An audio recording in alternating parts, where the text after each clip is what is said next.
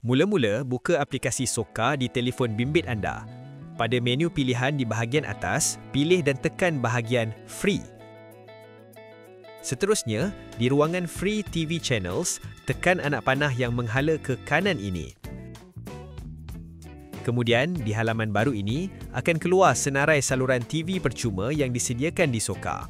Antara yang berada dalam senarai ialah saluran Astro Awani, Free Movies, Astro Oasis, Filem Mantap, Drama Hebat, Jom Ngaji, TV One, TV2 dan banyak lagi.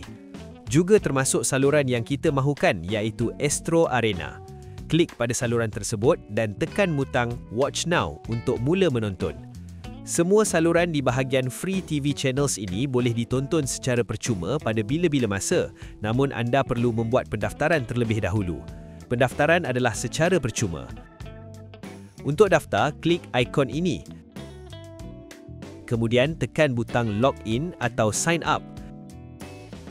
Anda boleh daftar dengan memasukkan alamat email anda, seterusnya tekan butang Proceed atau boleh juga daftar dengan menggunakan akaun Google, Facebook atau akaun Apple. Selain telefon bimbit, saluran-saluran TV percuma ini juga boleh ditonton menerusi aplikasi Soka di televisyen serta melalui komputer menerusi laman web Soka.